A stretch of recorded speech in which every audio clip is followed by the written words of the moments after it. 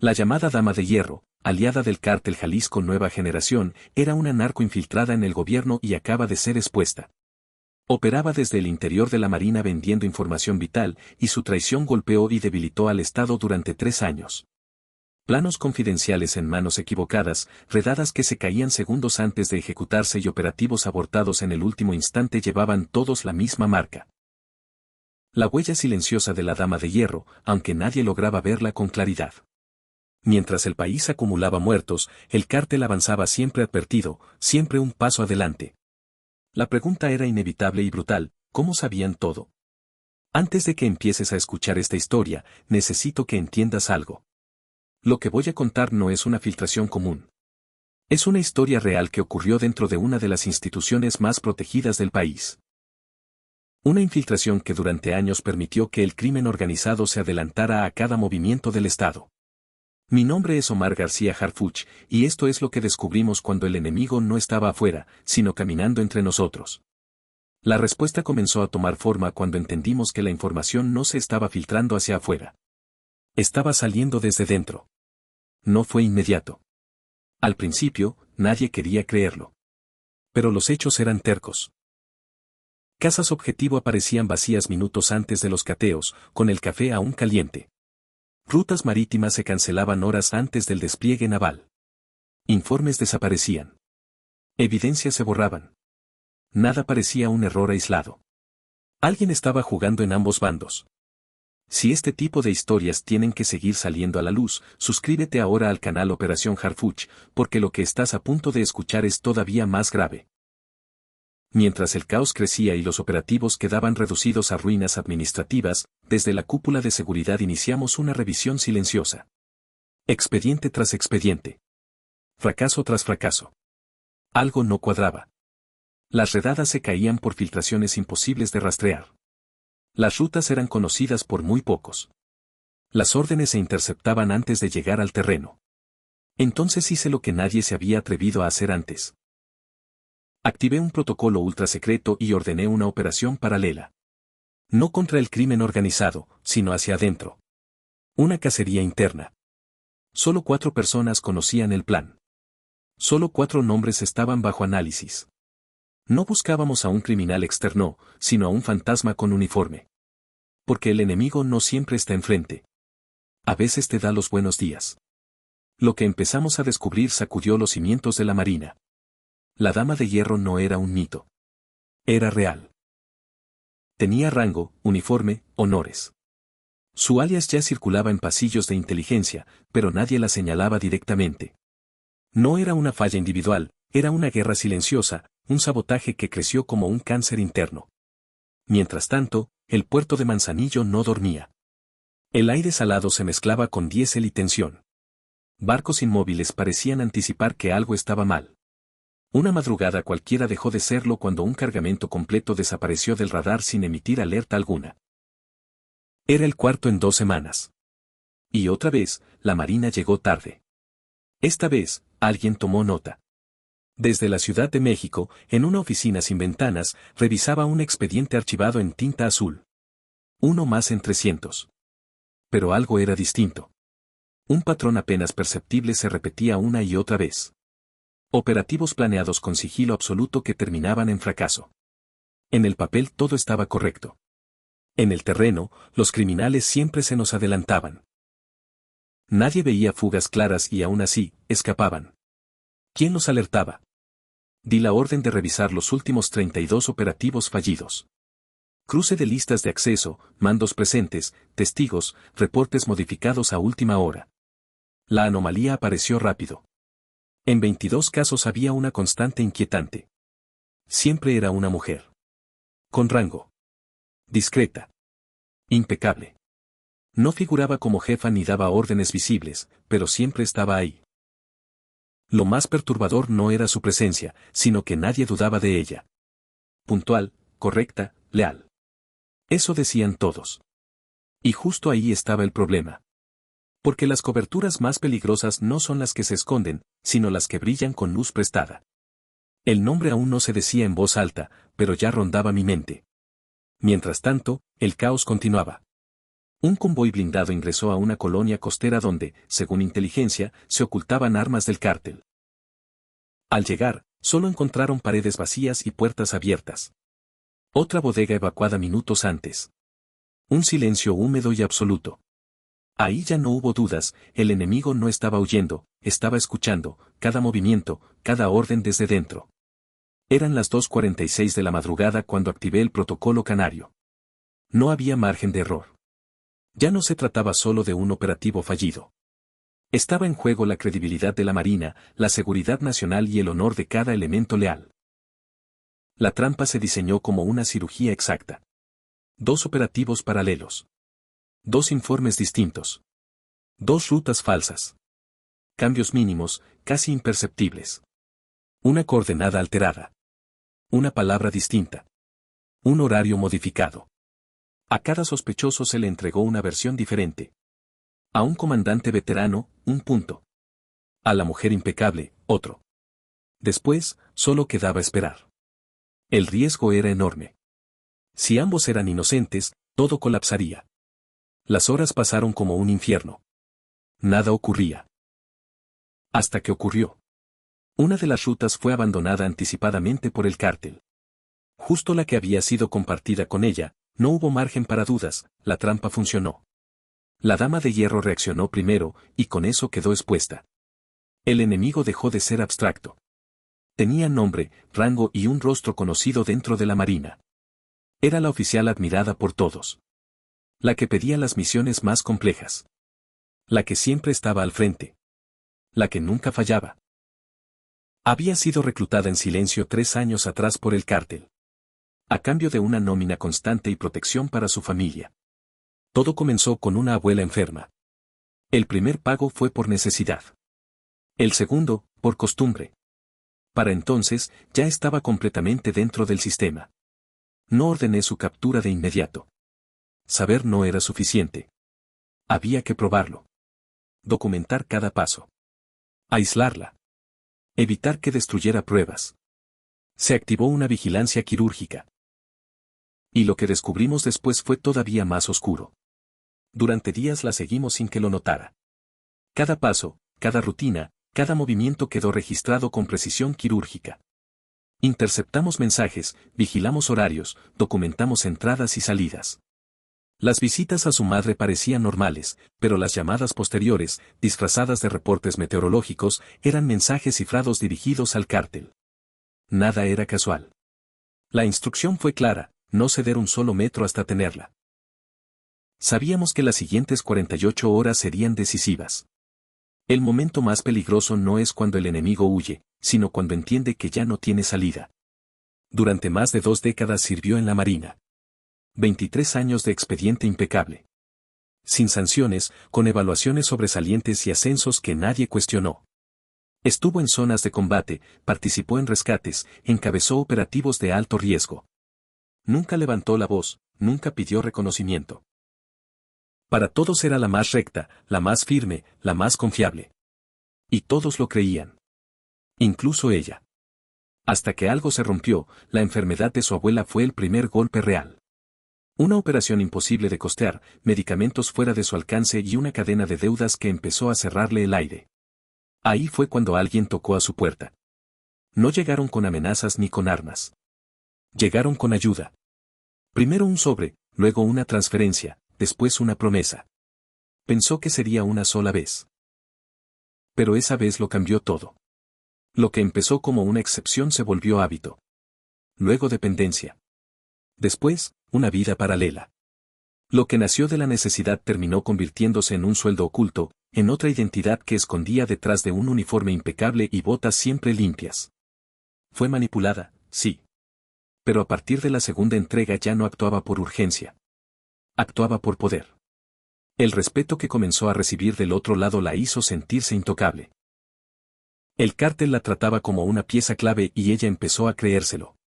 En su mirada dejaron de existir las dudas. Solo quedó el cálculo. Mientras tanto, la Marina seguía confiando en ella. La llamaban para planear operativos, le pedían opinión, le confiaban vidas. Ella respondía con una sonrisa profesional mientras enviaba información al cártel Jalisco Nueva Generación. Esa es la herida más profunda. No era una infiltrada ocasional. Era una operadora estratégica. Decidía desde dentro qué misión avanzaba y cuál moría. Hombres murieron por sus filtraciones. Convoys completos cayeron en emboscadas después de mensajes cifrados disfrazados de lenguaje náutico. Una frase tan simple como las olas se levantan en punto alfa significaba retirada inmediata.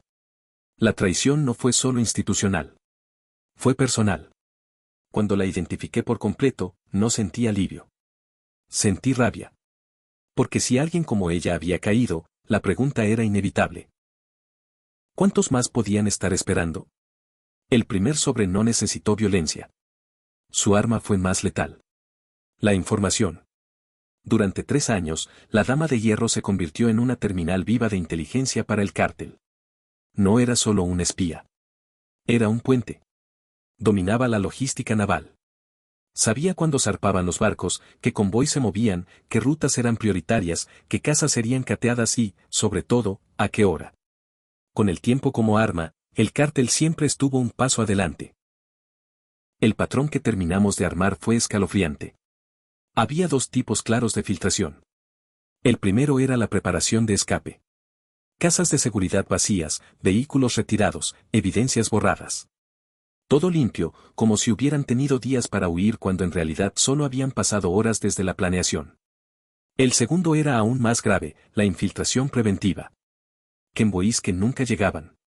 Barcos desviados por supuestas fallas técnicas creadas desde dentro.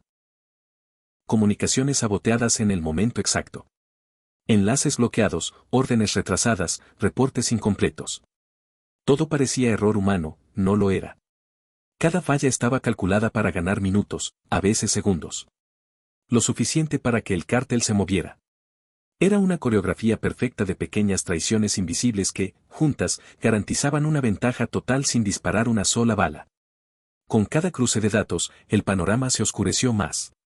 No era improvisación ni suerte. Era un sistema construido con paciencia. Ella no actuaba sola, pero era el eje. Su acceso le permitía anticipar, retrasar y redirigir sin levantar sospechas. Su historial intachable era su mayor blindaje. Décadas de reputación ahora funcionaban como escudo perfecto para la traición. El cerco comenzó a cerrarse. Ordené reforzar el seguimiento sin delatarla.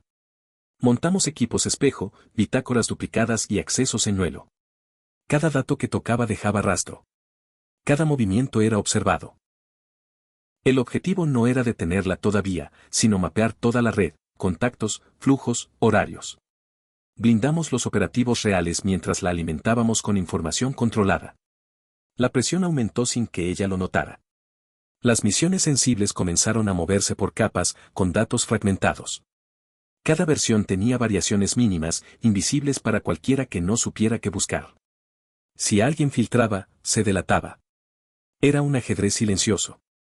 Ella siguió actuando con normalidad. Segura de su control. Convencida de que aún tenía el tablero completo frente a sí. El error llegó cuando menos lo esperaba. Un ajuste mínimo en un horario provocó una reacción inmediata del cártel. Un movimiento que solo podía explicarse por una filtración directa. La confirmación quedó registrada. Sellada en bitácoras internas. Ya no había dudas. La Dama de Hierro seguía activa. Seguía vendiendo información. Desde ese instante, cada segundo contó. La orden fue cerrar todas las salidas sin provocar alarma. Se activaron retenes internos, controles cruzados y monitoreo en tiempo real. No podíamos permitir que huyera ni que alertara a sus contactos. Cada llamada, cada mensaje, cada desplazamiento fue vigilado al segundo. La operación entró en su fase más delicada. Un solo error podía incendiarlo todo. La prioridad ya no era solo capturarla, sino proteger a quienes aún no sabían que habían sido traicionados. Ella empezó a percibir cambios. Accesos más lentos. Reuniones canceladas. Miradas que duraban un segundo más de lo normal. Nada concluyente, pero suficiente para despertar su instinto. Aún así, siguió el guión. Respondió llamadas, entregó reportes, mantuvo la fachada. No sabía que cada paso estaba medido. Que el cerco ya estaba cerrado. Que cualquier intento de escape quedaría registrado. La red se tensó en silencio, esperando el momento exacto. Y cuando llegó, no hubo sirenas ni forcejeos. Fue una detención limpia, quirúrgica, lejos de reflectores. Cuando le notificaron, no opuso resistencia. Bajó la mirada y entendió que todo había terminado. Años de doble vida se derrumbaron en segundos. El uniforme dejó de protegerla y el silencio ya no servía de nada. La dama de hierro había quedado expuesta y, con ella, se abrió una herida profunda dentro de la institución. Su detención no cerró el caso, lo expandió. A partir de ese momento comenzó lo más difícil. Revisar daños, medir pérdidas y reconstruir confianza. Cada operativo fallido, cada emboscada, cada vida perdida regresó a la mesa. Ya no se trataba solo de una traición individual, sino de un espejo incómodo para toda la estructura. Si un oficial con un historial intachable pudo caer así, el sistema completo debía replantearse desde la raíz. Se activaron auditorías totales, revisiones de confianza y nuevos filtros de acceso. Cada área sensible fue evaluada como si empezara desde cero. La lección fue brutal, la corrupción no siempre entra a la fuerza, a veces se infiltra con méritos y paciencia. Dentro de la Marina, el impacto fue devastador. No solo por la traición, sino por la confianza rota. Elementos que trabajaron a su lado comenzaron a preguntarse qué señales no vieron, qué silencios ignoraron. El caso se convirtió en una advertencia interna clara: ningún historial es intocable y la lealtad no se presume, se verifica todos los días. El expediente creció con declaraciones, peritajes y cruces de llamadas. Cada prueba confirmaba el mismo patrón: decisiones mínimas que alteraban destinos completos. Quedó claro cuánto daño puede provocar una filtración sostenida en el tiempo. No fue un golpe aislado, fue una hemorragia constante. También quedó expuesta la vulnerabilidad humana detrás del uniforme. No todos caen por ambición. Algunos lo hacen por miedo, otros por necesidad y algunos por la sensación de control. La Dama de Hierro recorrió ese camino completo y su caso obligó a replantear cómo detectar riesgos internos antes de que el daño sea irreversible. La investigación dejó una pregunta incómoda flotando en los pasillos: ¿cuántas veces se confundió disciplina con silencio? Ella nunca fue ruidosa, nunca levantó alertas visibles. Su fortaleza fue pasar desapercibida mientras tomaba decisiones críticas. Por eso, tras su caída, se revisaron perfiles similares y trayectorias impecables que podían ocultar grietas. El aprendizaje fue duro. La confianza ciega dejó de ser una opción. Se implementaron evaluaciones periódicas, monitoreos discretos y apoyos reales para detectar presiones financieras o emocionales. El objetivo no era perseguir, sino anticipar. A nivel estratégico, el golpe al cártel fue inmediato. Al perder su fuente interna, comenzaron a cometer errores. Rutas antes invisibles fueron interceptadas y casas de seguridad quedaron expuestas. Por primera vez en años, el enemigo dejó de estar un paso adelante. La ausencia de la Dama de Hierro pesó más que su presencia silenciosa. Sin su ventaja informativa, el cártel reaccionó tarde. La inteligencia recuperó terreno y el tablero comenzó a equilibrarse. Operativos que antes fallaban empezaron a cerrarse con precisión. La caída de la Dama de Hierro no borró el daño causado, pero marcó un límite. La infiltración había terminado y la vigilancia interna se volvió permanente. El caso se convirtió en referencia obligada y dejó una lección clara: la seguridad no se defiende solo afuera. Empieza vigilando con rigor lo que ocurre dentro. Con el tiempo, su nombre dejó de decirse, pero su sombra quedó instalada en cada decisión estratégica. La traición no fue repentina, se construyó en silencio durante años, y eso cambió para siempre la forma de entender la seguridad.